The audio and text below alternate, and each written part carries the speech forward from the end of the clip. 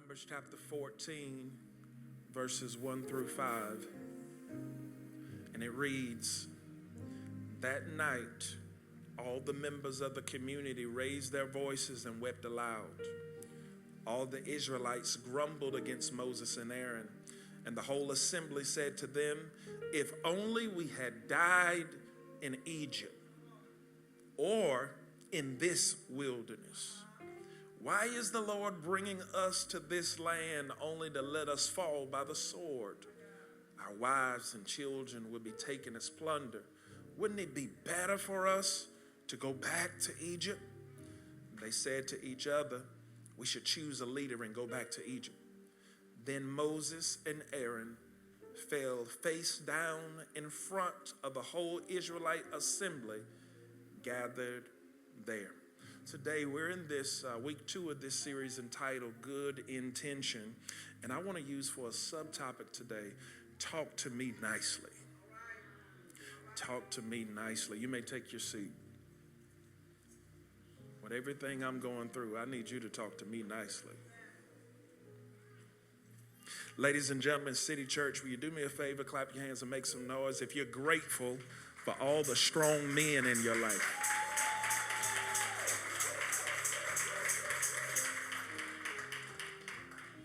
Today, ladies and gentlemen, isn't just another Sunday. Today is Father's Day, and we are turning up the volume to celebrate the fathers in our lives. Not just to celebrate, but to speak life into the brothers, the fathers, the uncles, the husbands, the mentors who carry so much tension without complaining. Because here's the truth. Our men, our brothers, your husbands, your sons are under pressure. There's a weight that comes with being a man, with being a father, with being a husband, with being a provider, and being a protector. The world often expects strength without struggle. The world expects leadership without loneliness. The world expects presence without pressure.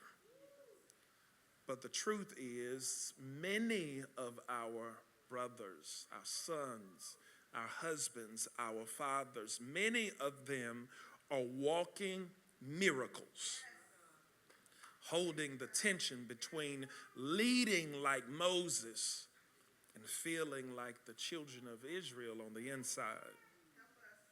Moses was called to lead a people who constantly pulled on him, always asking questions, always complaining, always demanding. Does that sound familiar to anybody?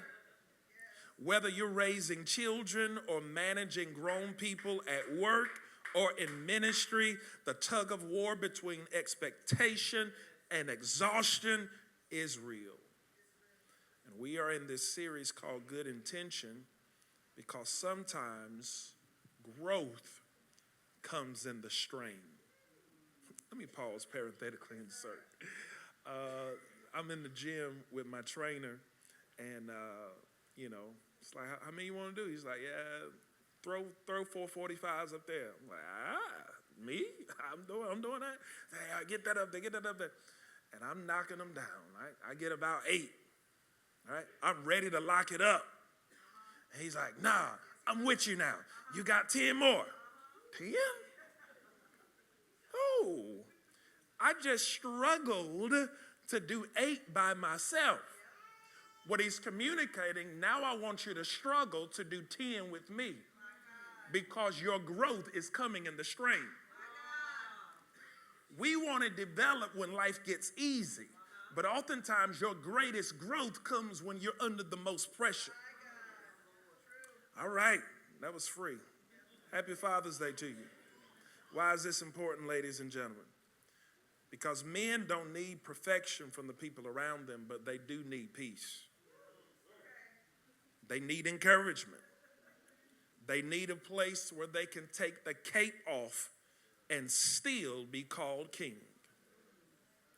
This house, the City Church, will always be a safe place for strong men. A place where you're honored, not just when you perform, but simply because you exist. A place where you don't just get told to man up, but where someone looks you in the eyes and says, I see you, I love you, and I've got your back. So today we want to learn how to lean in to manage people, to carry the weight, and to still stay whole under the weight of the tension. Because God's not just strengthening our hands in this season, he's healing our hearts. So as we go quickly to a quick summary from last week, we carry this thought that it's not the tragedy that takes you out, it's the tension you never learn how to manage. How many of you have seen Tyler Perry's Straw? Like it's not just the big thing. The problem is I'm carrying so many small things that one more small thing jumps off in my life and I'm losing it. It's not the tragedy that takes you out. It's the tension of never learning how to manage the weight. We find in Exodus 13 and 17, when Pharaoh let the people go, God did not lead them on the road through Philistine country, though that was shorter.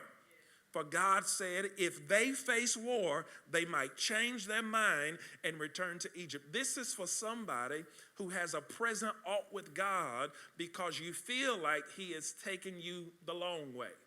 He doesn't love me because he's taking me the long way. Let me encourage you, he loves you. That's why he's taking you the long way. Because he knows what you would face going the short route would either... God knows what would even cause you to backslide. He says, yeah, we gotta go another rate. They're not ready for that. Why is this important? Because sometimes God won't take you the short way, not because he's punishing you, but because he's preserving you.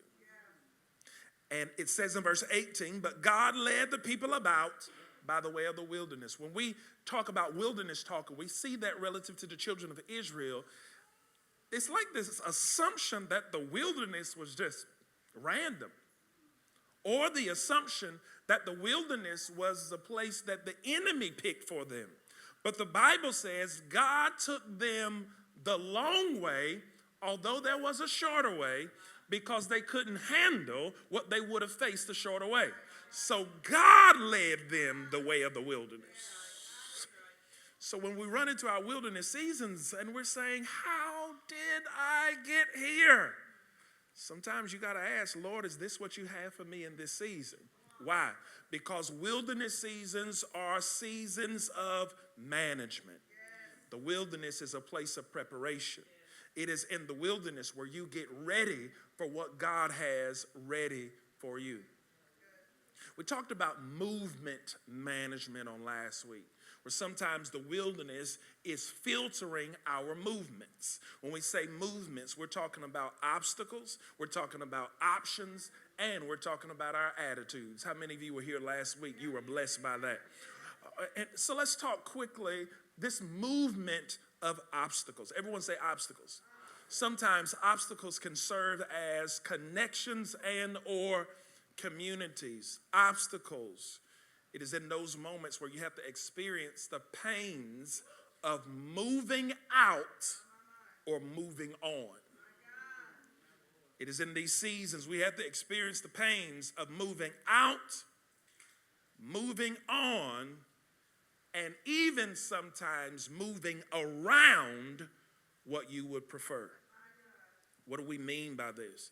Because the Bible says in John chapter 13, verse 7, what I am doing you do not understand now, but afterward you will understand. We're talking about obstacles. Someone say obstacles. Oftentimes your greatest obstacle comes in the form of a relationship. The greatest blessings that you ever find are generally going to walk in your life on two legs. Relationships. Relationships over everything. So when God starts to dibble and dabble in relationships without our permission, this creates an issue. It's one thing for me to know that they needed to be moved because of the impurities of their heart. It's another thing when God loves me enough to move them without me ever knowing why they needed to be moved. This is what we call preemptive grace. This is when God intervenes and gets in the way so you can find freedom without the pain that could have potentially have been caused. All right? Let me give you an example. Have you ever had somebody like really do you wrong? Like, oh, this one's over. Once I see you, it's on sight. It's going down. I'm ponytail everywhere I go. I'm going to be ready because when I see you, you going to get these hands. Why? It was the pain that you caused that makes me want to initiate that pain towards you. Like, you were so close to me. How did you stab me in the back? As close as you were to me, how did you knew my pressure points. You knew my buttons and my triggers. And you had the audacity to press it on your way out. How did you? Oh, when I see you, it's going down. All right, this is generally what happens in life. And the Lord says, I'm getting ready to take you into the land of promise. Before I take you there, I got to help you work on your attitude. You can't get back with everybody. All right? So now, sometimes in order to preserve your triggers, God will remove people from your life before you ever learn why they needed to be moved. Sometimes God makes them exit before you ever knew why they were no longer essential to your future. Here's the icky part. The icky part is you're often left scratching your head wondering, why did you do that? God said, would you have rather for me left him for you can know why? Or can you thank me that I transition it and transition them so you would never have to know why? So when I go to the refrigerator now, before I drink anything, I check expiration dates. If I put my lips toward anything, I need to see the expiration. And if it says, this expires on the 18th, so today the 15th, ooh, too close for comfort. Gotta get rid of that. That's too close. I don't want to. Somebody could have got it wrong. You understand? Just to be safe. I want to go ahead and get rid of that. All right. Don't judge me. It's Father's Day. Don't talk about my dad. The house I grew up in. You understand? All right. I can grab that milk, and it says expires on the 15th. That's the day. I don't know. My daddy's like, that milk's fine. Ain't nothing wrong with that. Ain't nothing wrong with that milk. All right. So I take the top off. And that milk ain't, that milk got 4 more days to it. You gonna drink, that's your problem. You ain't really hungry. You understand? You understand what I'm saying? Here's the problem, however. When I see something inching towards expiration, I like to remove it so I never have to smell it. Some of us are holding on to things that have expired, though you will still never drink it. You just don't want to lose it. So now you and everybody around you has to deal with the stench because you won't get rid of what's no longer good for you. Happy Father's Day to me. Why is this important? Because in this moment, life is not teaching you you can no longer have milk. It's teaching you this milk is no longer good for you. And oftentimes we see expiration dates as the end of all things. It's not an end of all things. It's just the end for this thing. This thing is not serving you anymore in this season. So I need you to transition it. All right, welcome to the City Church. You having good? You having fun so far? All right, let's go a little bit further. So it is this preemptive grace. He works with us in movement relative to obstacles. Number two, our options. Everyone say options. We call this the obstruction of options. We find it in Numbers. I didn't give this to you last week. Numbers chapter 13, verse 17 through 24. The children of Israel are going to the land of Canaan, and they send out spies. They say, well, we need you to go over there, see what the land looks like.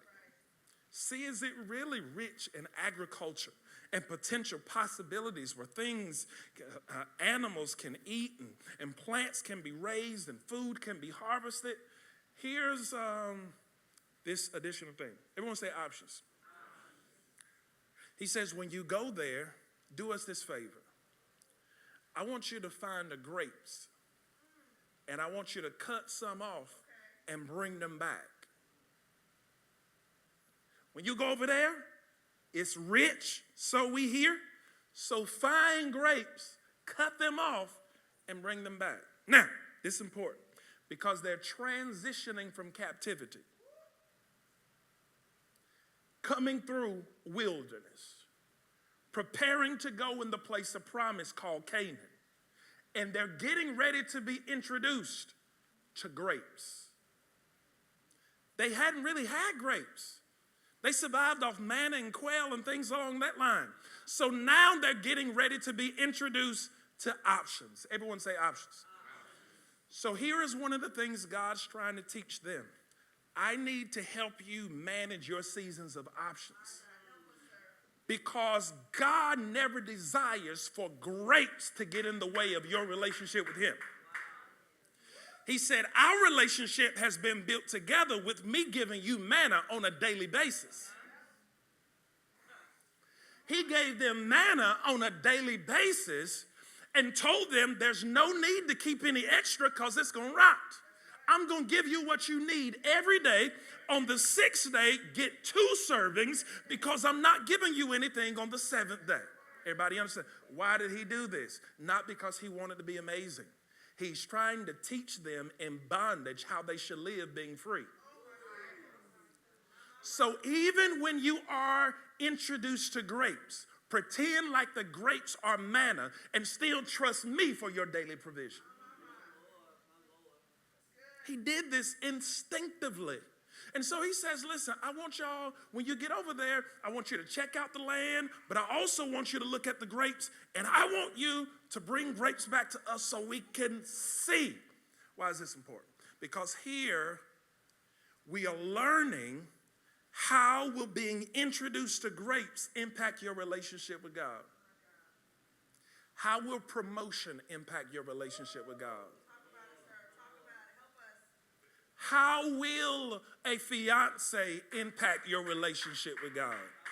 How will a new house impact your relationship with God? How many of y'all, you got that dream vacation? Raise your hand, the dream vacation. I mean, you've gone on a few and you've done okay, but you know the dream. All right, let me put the cookies on the bottom shelf because y'all act like I'm not talking to you. All right, so we've gone on a couple good ones. Have a good time. Need it, right? Need a really, really good one. As a matter of fact, it's about to come up. Thank you, by the way. Thank you. Thank you, by the way. Thank you in advance.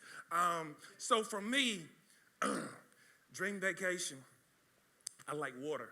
You know, I won't say it centers me, but it just kind of calms me down. Water does to me like weed does to some of y'all. Happy Father's Day. No judgment, no judgment. I mean, you paid for it. Somebody's like, I got a farm. No, not me. Yeah, we're going to have to edit that out. All right? And so for me, dream vacation is being by the water in one of these overwater bungalows. You understand what I'm saying? I'm talking when I'm walking across the floor of my room, I see sharks underneath the water. You know what? And as many times I've traveled and I've been around them, I've never been blessed yet to get to be in one. And I think God is doing it on purpose. Because he knows having the experience of an overwater bungalow will change me. Yeah. So it says, So I'm going to keep you out of that for a season to protect you. Can I give you one more example? Man, I'm trying to the best of my ability to be faithful in the gym. I'm drinking more water than I've ever drank. I'm getting my protein. I've cut back on my chocolates, you understand? I was somewhere the other day and I told somebody I'm 44 years old. Somebody in passing just walked by. I guess they overheard. When I was going to my car, they said, well, did you just tell him you were 44? I said, yeah. They said, no, you don't. You can't be. I said, look at that. Won't he do it? Yeah? And so I'm looking all young, and my wife's like, you got it. Like you see it? She's like, yeah, I see it, Big Daddy. Happy Father's Day. I'm affirming myself. You understand? She's like, yeah, I see it. Here's the one problem. You know what I'm saying? I had to get rid of some shirts because my arms is kind of growing a little bit. A couple of my shirts, chest getting a little tighter. I'm just being honest. Here's this one area, however, how many of y'all grew up in old school Pentecostal church? You know anything about playing washboards? I'm supposed to have a washboard right here by now. And the Lord just won't allow it. Because he know if I come up here with a washboard, this shirt's going to be unzipped. Y'all got to get it. I don't work for these right here. You know what I'm saying? So Lord's like, yeah, you're not ready for that type of level up. Sometimes you got to tell God, thank you. Sometimes, Augustine says, God bypasses the prayers of your lips to answer the prayers of your heart. So although I keep saying, Lord, give me abs, he says your lips want it, but your heart can't handle it. Sometimes you got to tell God thank you for the prayers he didn't answer. Had you answered that one, I would have lost my mind, I would have lost my family, and I would have lost my salvation. Until I mature to a place where I can handle it, I trust you with my heart, Lord. Somebody say, I trust you. Why is this important? Because spiritual growth is necessary when crisis and chaos are critical components to your commitment. Spiritual growth is necessary when crisis and chaos are critical components to your commitment. You know you got to level up in God when the only time you are growing in him is when you are in lack, when you're sick, or when you're heartbroken. As a believer, your affection towards me shouldn't be considerate of the obstacles you're having to endure in your life. Why can't you just love me because I'm good and because life is good? Why do I have to send affliction for you to say he's a healer? No. I think God is saying, I don't want to have that relationship with you. The Bible says in Exodus 13, 3-5, then Moses said to the people, commemorate this day, the day you came out of Egypt, out of the land of slavery, because the Lord brought you out of it with a mighty hand. Eat nothing containing yeast. Verse 4, today is the month of Aviv. You are leaving. Verse 5, when the Lord brings you into the land. We find there in verse 3 where he is giving them this freedom conversation while they're in bondage. He's communicating to them how they should behave when they are introduced to grapes. This is what parenting is. You're instilling in your children good quality principles and morals before they actually go to the HBCU homecoming. Yeah. You can't call me at halftime like, Daddy, what I should do? It's too late, son. You're already engulfed in it. It's too late. I'm sorry. No, you gotta instill these principles, and this is what God does in our lives. So not only are we working on the obstacles, not only are we working on the obstructions and the options, but he's also working on our attitude. Someone say attitude.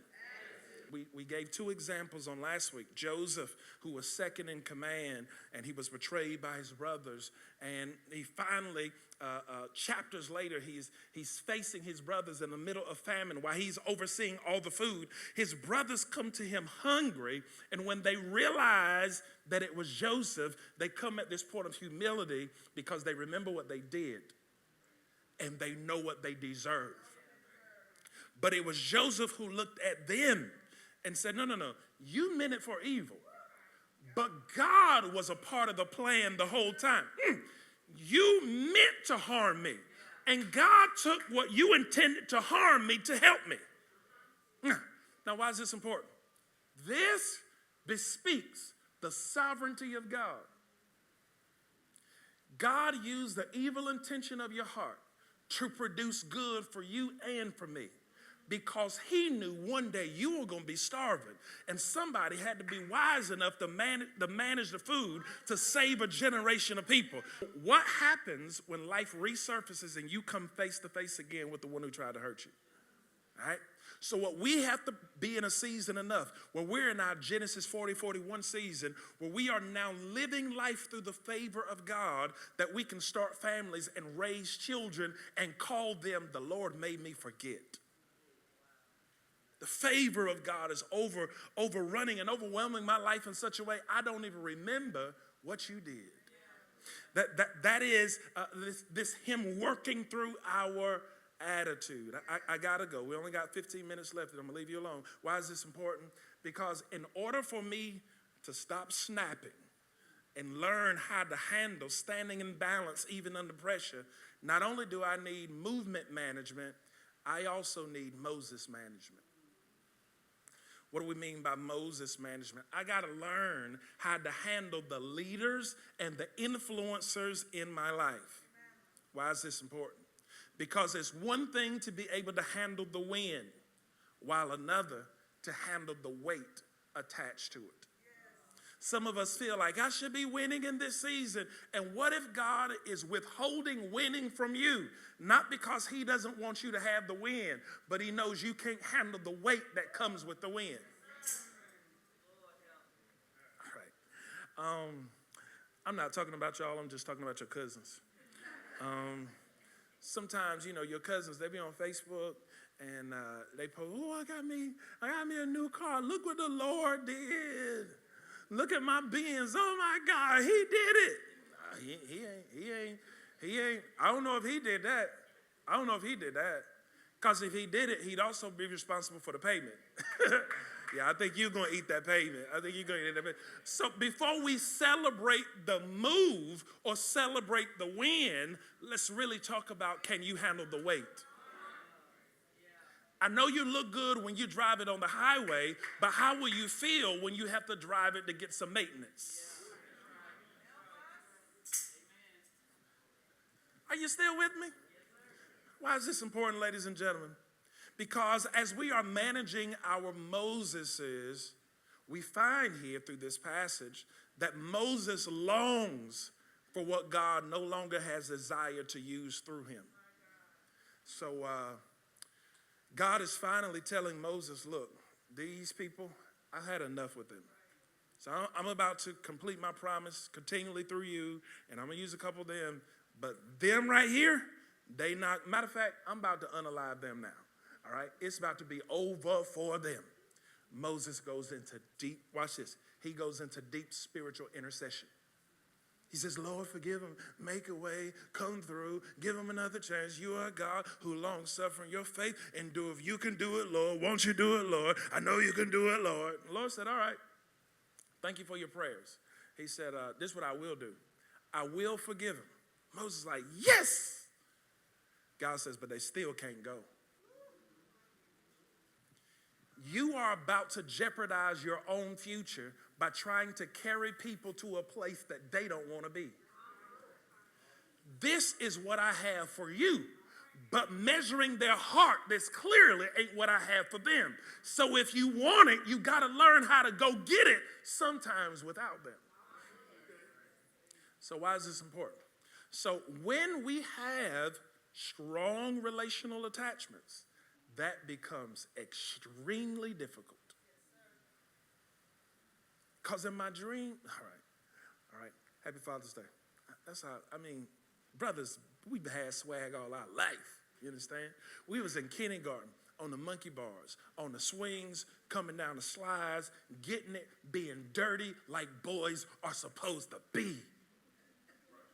While the women we would eventually marry were inside playing house.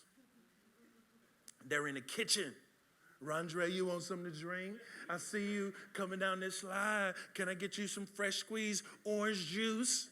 We out being boys, and they're just writing their names over and over with our last names. Huh? We've been putting it down like that for years. We're talking about these strong relational ties. Why is this important? Because as I have dreamed of my future had you in it. And there comes a time where I got to make a decision. Do I still want my future if it no longer includes you? This is the conversation God's having with Moses. They can't go because they're not good for the purpose and the plan that I have for you. Now, the question you and I got to have, conversation we got to have, is do you still want it if it no longer includes them? This does not make Moses bad. It communicates that Moses is broken. And we see portions of his brokenness introduced to us in Exodus chapter 2. In Exodus chapter 2, as his mother is birthing him and Pharaoh is getting ready to destroy all the firstborn sons and all the young boys, and his mother puts him in the Nile, puts him in a basin, sends him up the water. Pharaoh's daughter comes, finds this baby, takes him in. She says, oh my God, we're going to keep this baby, but we need somebody to nurse him. Go and find somebody to nurse him. She went downtown on Center Street, ran into Moses' mom, not knowing who she was, said, I need you to come nurse this baby. Meanwhile, she is nursing the baby that she gave up. Watch me work. Why is this important? Because she gave Moses up because it was best for him to live with someone else than to die with her. She did it with good intent, but good intention doesn't make it right. Good intention doesn't overhaul the pain that he's going to feel.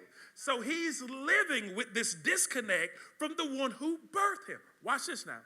She gave him up as a baby. She nursed him, and when nursing season was over, she went and gave him back to Pharaoh's daughter, and his mother was gone. All right. I know this is not parallel, but just for kicks. The majority of you guys, ladies, happy Father's Day, but the majority of you ladies, when you nursed, you had like a 1-year limit. The majority. Some go to 2, some go to 3, some go to 5. Get beside yourself, sis. Get beside yourself. All right, little Rondre need to come up off that. Little Rondre need to come up off that. This turned into something. So anyway, I shouldn't even be having this conversation. And so for the majority, that's probably like when it gets to 1, I'm done. You understand? At 1, a child is just learning how to walk. At 1, a child rarely even remembers what they were doing at 1. Moses' mother likely gave him up at such a young age that he doesn't even remember her or the connection or even the pain of being disconnected. But he goes the rest of his life having this longing, in many cases, for what he can't even remember. This is the power of relationships. Meaning, we got to be careful, number one, how we speak to our Moseses, the leaders and the influences in our life, because while they're leading us to the land of promise, we don't know the brokenness that they're dealing with while they're leading. All right, can I give you a second one? Then I'm going to get ready to leave you alone. Every Moses has to be careful how he or she deals with his children of Israel. Now, up until this moment, When I read the Exodus narrative, I mean, I probably would have put hands to these children of Israel. They always complaining. They're never satisfied. Always got something to say, but you ain't doing nothing. All right? And they always looking at Moses like, what's wrong with you? You're going to be just like them. You bring it like, bruh. Here's the only problem, though. They went through a generation in captivity. They went through a generation as slaves, which means the only leader they knew was Pharaoh. So when it came to a leadership comparison, the only person they had to compare Moses to was the one who treated them the worst. So when they're always saying, you're going to bring us out here to die, you're going to kill us out here, you're going to leave us out here, this is not an indictment against their Moses. It is an indictment against their Pharaoh.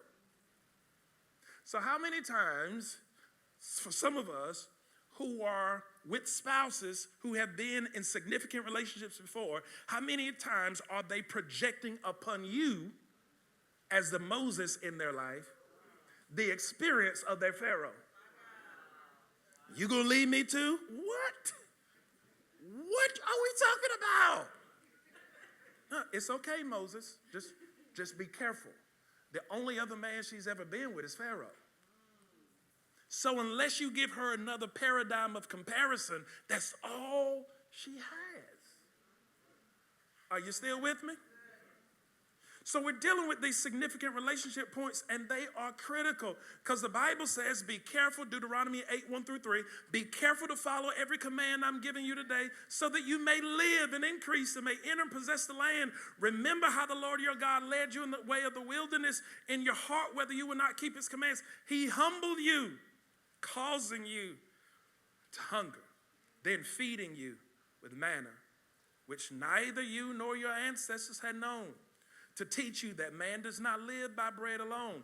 This management is when God brings us into our wilderness season, and he uses sometimes the obstacles of our life to work out issues in our hearts and in our minds. Why is this important? Because the reality is we would desire to live these moments out under the sunshine of palm trees. But this type of development can only come either in the wilderness or in the cave. Happy Father's Day weekend to you. Why is this important, ladies and gentlemen? Because 1 Samuel 22:1-2, let's go, guys, said, David left Gath and escaped to the cave of Adullam.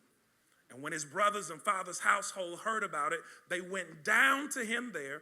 All those who were in distress or in debt or discontented gathered around him and became their commander. About 400 men were with him.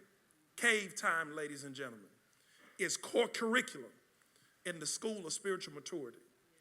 Cave time, call it whatever you want, whether it's a pit, whether it's a prison, whether it's a desert, whether it's a wilderness.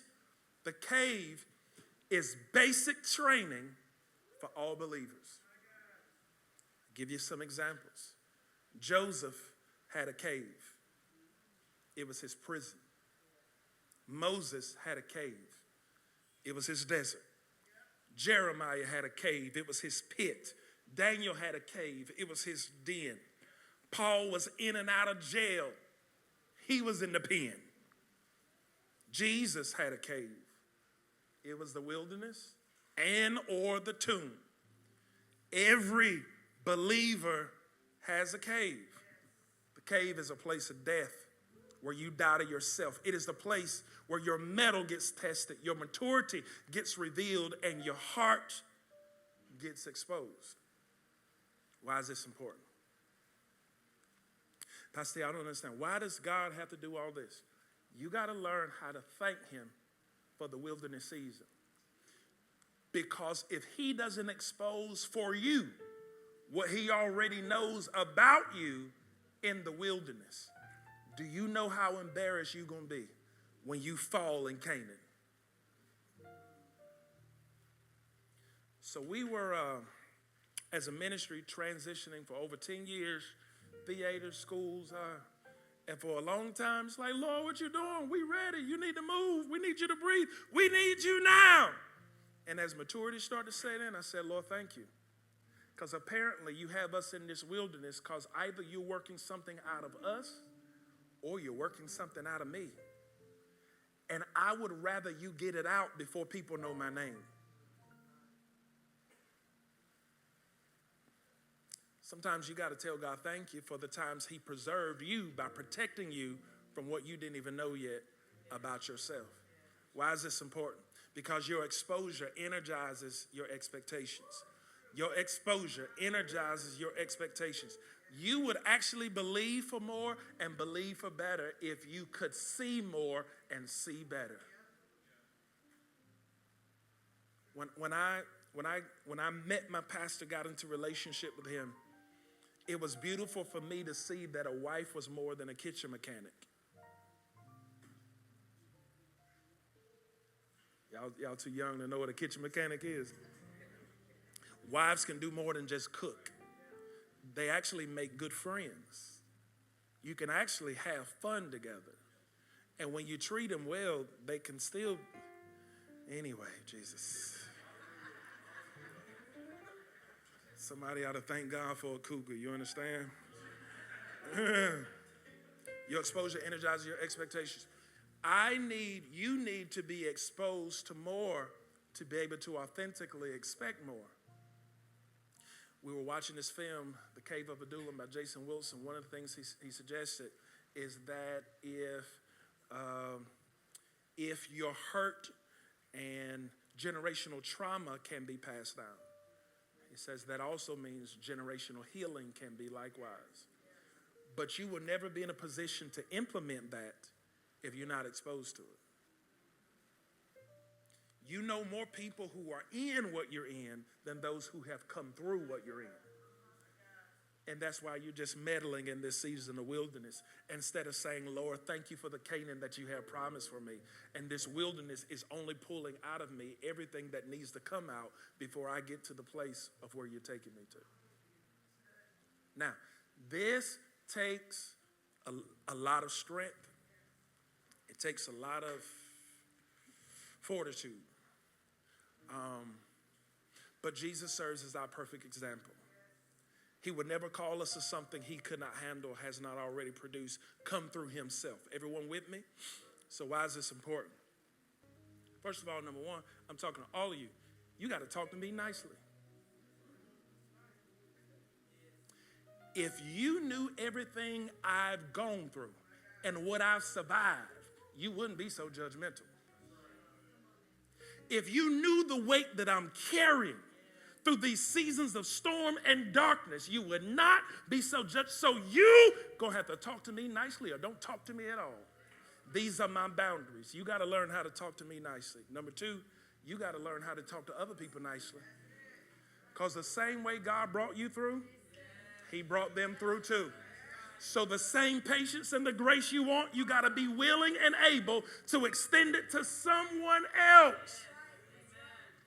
I'll leave you with this one. Not only should you demand that people talk to you nicely, and not only should you model what it is to talk nicely to others, most importantly, you got to learn what it is to talk nicely towards God. Because with everything you came through, how do you think you got through except he brought you through? It wasn't on your own strength. You were ready to give up. You went in the cave ready to commit suicide. But in the deepest and darkest seasons of your life, transformation set in because the hand of God found you and said, I'm not done with you yet. And you're not going to die here, and you're not going to die in this, because I have a plan and purpose for you. And now that you've come out, you have the audacity and the unmitigated gall to suggest that you're here upon your own strength, that you made it on your own. I don't know about you, but one thing I do know is if it had not been for the Lord who was on my side, the enemy would have sifted me as wheat, but he prayed for me. He stepped in for me. He covered me. And I didn't make it on my own accord. I made it on his goodness. So before you ever open your mouth to quarrel, and before you ever open your mouth to question, you got to first at least open your mouth and begin the conversation. Before I ask you anything, let me tell you thank you for everything. I don't know why I'm here, but let me at least thank you that I'm still here, because it could have went another way. Stand to your feet all across the room.